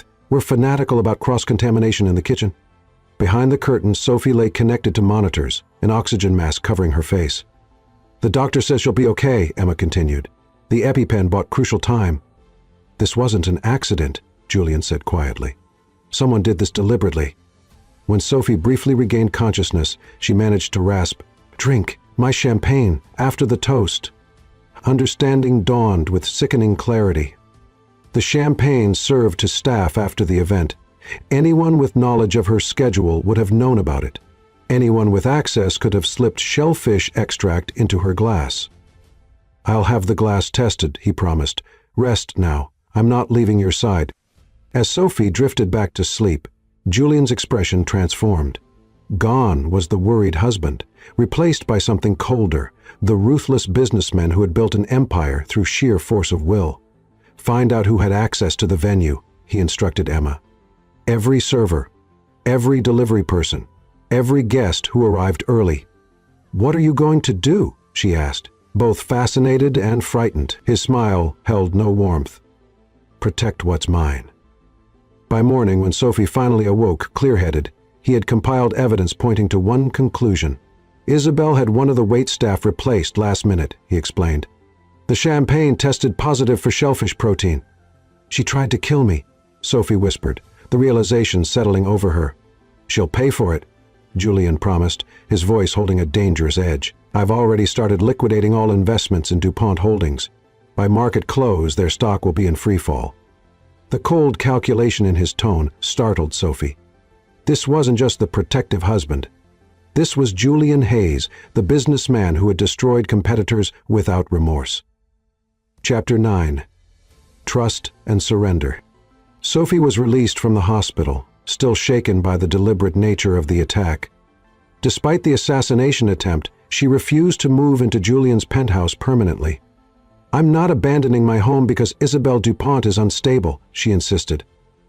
Though what she didn't say was that she needed distance from the cold, calculating side of Julian she had glimpsed, the ruthless businessman who could destroy lives with a single phone call. "I need to protect you," he said, taking her hands in his. His eyes burned with an intensity that both thrilled and frightened her. "If that makes me someone you don't recognize, I'm sorry, but I won't apologize for doing whatever it takes to keep you safe." "I don't want to be another possession you defend," she said softly, stepping closer until their bodies touched. "I want to be a partner who stands beside you, not behind your protection." That night, as they lay entwined in her bed, smaller than his luxurious king but somehow more intimate, Julian's hands roamed her body with a reverence that made her breath catch. "Tell me about you and Isabel," she asked, needing to understand the woman who hated her enough to wish her harm. "We dated briefly about 5 years ago," he explained, his fingers trailing fire across her skin. "Her family owns the DuPont hotel chain. Old money, significant connections. On paper, we made sense, but not in reality. She wanted the idea of me more than the actual person." His lips found the sensitive spot below her ear that made her arch against him. "When I realized that, I ended it. She didn't take rejection well." The next morning brought an unexpected development, a dossier revealing that Victor Langston had been working with Isabel for months, orchestrating media leaks and surveillance of Sophie to create a wedge between her and Julian. The evidence was damning. Photos of Sophie entering her apartment, working in her kitchen, meeting with clients. They had been watching her for weeks, mapping her routine. "We need to separate them," Sophie said, a plan forming. "By giving Isabel exactly what she wants, apparent proof that our marriage is failing. If she thinks I've left you, she'll get careless." Julian's jaw tightened, his protective instincts warring with his respect for her agency. Finally, he pulled her against him, kissing her with such possession it left her breathless. "We do it together," he insisted, every step planned, every contingency covered. "Partners," she agreed, her body already responding to his touch, the shared purpose reigniting the passion that uncertainty had temporarily dampened. Later, as they lay entwined in afternoon sunlight, their bodies slick with exertion, Julian traced reverent patterns on her bare shoulder. "Sometimes I still can't believe you're real," he murmured, "that you chose me, knowing everything you know." "I chose you," she affirmed, pressing a kiss to his chest directly over his heart. "All of you, the good, the complicated, even the occasionally terrifying." His laugh rumbled beneath her cheek. "Terrifying? When you go all executioner mode?" She straddled him, reveling in the heat that flared instantly in his eyes. "Absolutely terrifying. Also, if I'm being completely honest, this—" She rolled her hips against him, feeling him harden beneath her. "A little bit sexy." His hands gripped her waist, flipping her beneath him in one fluid motion that made her gasp with delight. "Only a little bit?" he growled, his mouth claiming hers with renewed hunger. Their passionate reconciliation sealed their plan into action. They staged a public argument, loud enough to be overheard, but vague enough to fuel speculation. Sophie checked into a hotel alone, while Julian threw himself into work, appearing distracted in public.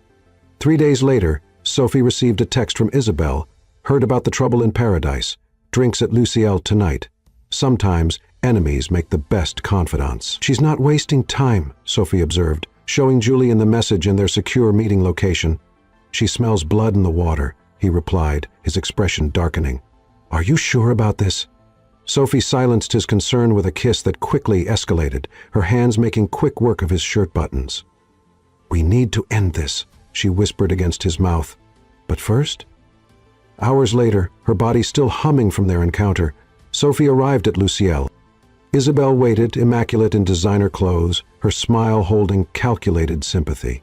"Darling," she greeted, air-kissing near Sophie's cheeks. "You look tired. Separation doesn't agree with you." "I'm fine," Sophie replied, sliding into the seat across from her, "just adjusting to some new realities." "Aren't we all?" Isabel signaled the waiter. "Champagne for both of us. We're celebrating your liberation from Julian Hayes. A lovely diversion, but a terrible husband." As Isabel sipped her champagne, her true malice emerged. "Tell me, what was the final straw? The controlling behavior? The obsessive need to possess everything he touches?" Sophie hesitated, choosing her words carefully. "Let's just say I discovered sides to him I hadn't seen before. Sides that frightened me." "Oh yes, the famous Hayes temper," Isabel purred, leaning closer. "Did he threaten to destroy someone for you? He does that, you know. Thinks it's romantic." "Something like that." Sophie encouraged Isabel to continue. "You're lucky, really," Isabel said, swirling her champagne. "Not everyone escapes his orbit intact. Some of us bear the scars for years." "What did he do to you?" Sophie asked, genuine curiosity mixing with her strategic objectives. Isabel's perfectly composed expression hardened. He dismissed me, treated me as disposable after I gave him entree to social circles he could never have accessed otherwise. Then he replaced me with you. She laughed, bitterly. A catering girl from Brooklyn, of all things. So this is about revenge. Sophie kept her tone neutral.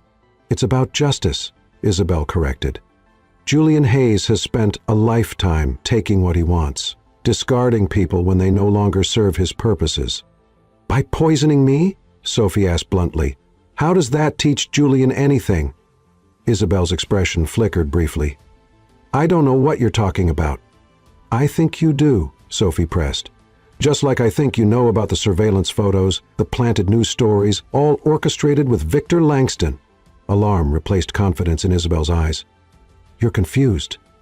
I'm thinking quite clearly, Sophie assured her, clear enough to wonder what Victor Langston is getting out of this arrangement. Besides you, of course. Isabel's composure cracked further. You can't prove anything, and Julian won't believe you anyway, not now that you've left him. About that. Sophie smiled as Julian appeared behind Isabel, his timing perfect. I may have exaggerated the separation? Isabel whirled to find herself face to face with the man she had been systematically trying to destroy. The color drained from her face. Isabel, he greeted, his tone deceptively mild. Plotting another assassination attempt or just general character assassination tonight? This is a private conversation between women, Isabel attempted to recover. Surely your mother taught you better manners than to interrupt. My mother taught me to protect what I love, he replied, his hand coming to rest possessively on Sophie's shoulder. Something you've made necessary with your obsessive vendetta. You can't prove anything, Isabel repeated with less conviction. Actually, we can. Sophie gestured to her purse, where the recording device captured every word. But more importantly, so can the FBI agents currently executing a search warrant on your apartment. The blood drained completely from Isabel's face. You're bluffing. Would you like to call your doorman and check? Julian suggested, though I'm afraid he's rather busy directing federal agents at the moment. Isabel's composure shattered. This is all Langston's fault, she hissed. The poisoning was his idea. He said it would distract you from the Sullivan deal, create an opportunity while you were emotionally compromised. I think we have what we need, Julian said quietly, nodding to the legal colleague who had been discreetly recording nearby. Miss Dupont, I suggest you contact your attorney. You'll be hearing from the district attorney shortly. As they turned to leave, Isabel made one final desperate play. This isn't over, Sophie. Men like Julian don't change. Ask yourself why he really married you. Was it love, or just the thrill of possessing something different? Sophie paused, turning back. You know what your problem is, Isabel. You've never understood the difference between possession and partnership. She glanced up at Julian, her expression softening. Fortunately for me, he does. Outside the hotel, Julian pulled Sophie against him, his mouth claiming hers with a passion that left her knees weak, his hands roaming possessively over her body, unconcerned with their public location. You were magnificent, he murmured against her neck, nipping lightly at her sensitive skin. Brave and brilliant and absolutely terrifying in your own right.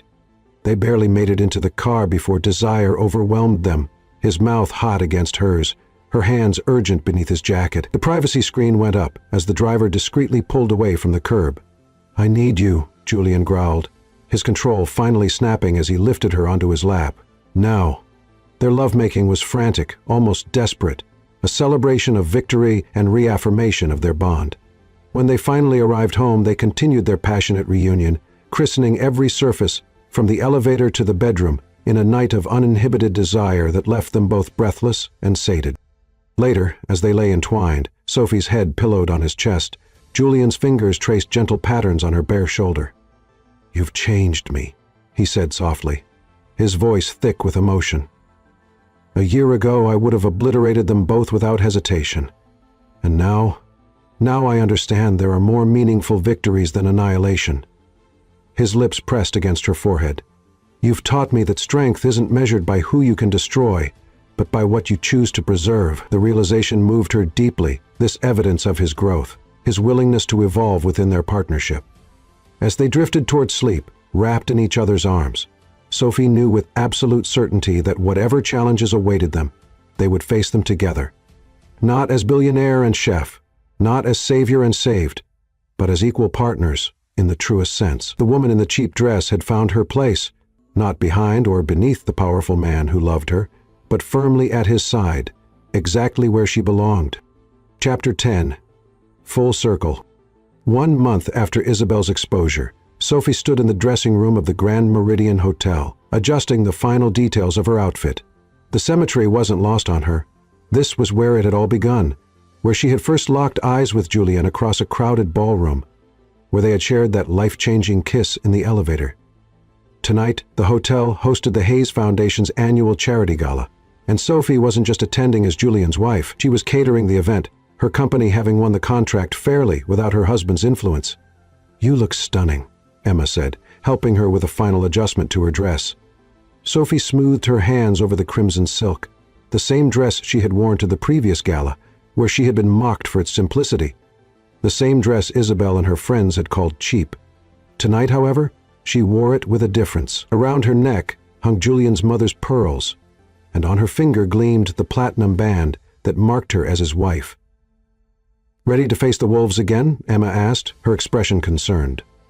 Though Isabel and Langston had been neutralized, New York society remained a treacherous landscape for someone with Sophie's background. "They are not wolves," Sophie replied with newfound confidence. "Just people with their own insecurities. Besides," she smiled, "I have something they'll never have. A billionaire husband." "Heh," Emma teased. "A partnership based on love, not convenience." Sophie checked her reflection one last time. "That's worth more than all of Julian's billions." She supervised the final preparations, her team executing her vision with practiced precision. The menu showcased her signature style, unexpected flavor combinations that delighted the palate, presented with elegant simplicity. She had insisted on overseeing every detail personally, determined that her professional reputation stand on its own merits. As guests began arriving, Sophie briefly caught Julian's eye across the ballroom. In his tuxedo, he looked every inch the powerful CEO, yet the smile he sent her way was intimate, private, a promise of later that sent heat coursing through her veins, despite the public setting. She was checking the temperature of the entree when a commotion near the kitchen entrance caught her attention. Victor Langston stood there, looking considerably less polished than when she had last seen him. The legal consequences of his conspiracy with Isabel had taken a visible toll. "You need to leave," the security guard was saying firmly. "You're not on the guest list." "I just need 5 minutes with Mrs. Hayes," Langston insisted, his voice loud enough to draw attention. "Please, it's important." Before the guard could escort him out, Sophie approached, curiosity overriding caution. "It's all right," she told the guard. "I'll speak with him briefly." Langston's relief was palpable. "Thank you," he said, his usual arrogance notably absent. "I wouldn't have come if it wasn't important." "Make it quick," she replied coolly. "I have a gala to cater." "I wanted to apologize," he said, the words seeming to cost him considerable effort. "What Isabel and I did, it was unforgivable, especially the poisoning. That was never supposed to happen." Sophie studied him, looking for deception but finding only defeat. "Why tell me this now?" "Because you won." His laugh held no humor. "Completely. The Sullivan deal collapsed. My investors pulled out. My reputation is in tatters." He shook his head. "And the worst part? You and Julian didn't even have to destroy me. You just let me self-destruct." There was something almost pitiable about his admission. "That wasn't our goal," Sophie said honestly. "We just wanted to protect ourselves, not annihilate you." "That's what makes it so masterful," Langston acknowledged. "The old Julian would have crushed me without hesitation. This new version, the one who loves you, he's actually more formidable because he's selective about his battles." The insight surprised her, though she recognized its truth. Julian had changed, evolving from a man who saw power as the ability to destroy into one who understood the greater strength in measured response. "Isabel sends her regards, by the way," Langston added, "from her new home in Switzerland. Her family thought it best she take an extended vacation while the legal matters settle." "And you?" Sophie asked, genuinely curious. "What happens to Victor Langston now?" "I rebuild," he said simply. "Smaller, wiser, hopefully better." He extended his hand. "No hard feelings?" Sophie considered the gesture. This olive branch from a man who had conspired to destroy her marriage and endanger her life. The old Sophie might have held on to the grudge, nurturing it like a shield against future harm. The woman she had become, however, recognized the futility of such arm. No hard feelings, she agreed, briefly accepting his handshake. But no second chances either. Stay away from my family. Langston nodded, understanding the warning beneath her civil tone. Congratulations, by the way, he said, turning to leave. Julian's a lucky man. As he departed, Sophie felt a presence behind her. She didn't need to turn to know it was Julian, his hand coming to rest possessively at the small of her back. Problem? He asked quietly. Not anymore, she assured him, leaning slightly into his touch. Just ghosts from the past making their final exit. His expression remained wary. Langston isn't known for graceful defeats. He's not the man he was, Sophie observed. Neither are you. Julian's smile held a hint of wonder. All your influence, I'm afraid. You've made me dangerously reasonable. Dangerous to your competitors? Absolutely. His lips brushed her temple. They don't know how to counter a Julian Hayes who doesn't lead with aggression. Their moment was interrupted as the catering manager approached with a question about the dessert service. Sophie slipped smoothly back into her professional role, though the warmth of Julian's touch lingered on her skin. The gala proceeded flawlessly. Sophie's menu drawing enthusiastic praise from guests who had no idea the chef was also the host's wife. She had insisted on minimal public interaction between them during the event, determined to maintain the separation between her professional accomplishments and her personal relationship. As dessert was served, however, Julian found her in a quiet corner of the kitchen, watching with satisfaction as her team executed the final course. I have something for you, he said, slipping a small velvet box into her hand, a late wedding present. Puzzled, Sophie opened it to find a key nestled on black velvet. What's this? The deed to a building in East Harlem, he explained, his expression uncharacteristically nervous. My childhood home. I thought maybe we could renovate the apartment where I grew up, make it ours, a place that belongs to our history, not just mine or yours. The gesture moved her deeply, this willingness to share not just his present and future, but the most vulnerable parts of his past. I'd like that, she said softly, her fingers closing around the key. Very much. Their moment was interrupted by a sharp pain that made Sophie gasp, her hand flying to her abdomen. What is it? Julian's concern was immediate, his hand steadying her as she leaned against the counter. Nothing, she assured him, though her face betrayed discomfort. Just the same cramps I've been having all week. His expression shifted from concern to suspicion. All week, and you didn't mention this because I had a gala to cater? She replied, stubbornness creeping into her tone. It's probably just stress or something I ate. Or something else entirely, he suggested, studying her with newfound intensity. When was your last period? The question caught her off guard. Sophie blinked, mental calculations racing. 7 weeks ago. But that's not unusual with my schedule. She stopped, realization dawning. Oh, indeed, Julian agreed, a smile slowly spreading across his features. I think we should have you checked out, just to be safe. The hospital confirmed what they both already suspected. As the doctor delivered the news, Congratulations, you're about 6 weeks pregnant. Sophie watched emotions cascade across Julian's face in waves. Shock, wonder, vulnerability, and finally a joy so pure and unguarded it took her breath away. A baby, he whispered, his voice breaking on the simple words as his hand found hers, fingers intertwining with almost desperate tenderness. Our baby. The reverent awe in his voice mirrored the overwhelming emotions flooding through Sophie's heart. This child would be the perfect blend of them both. The orphan boy who had built an empire from nothing, and the foster girl who had forged her own path through sheer determination. A precious life born from their unlikely, irresistible love.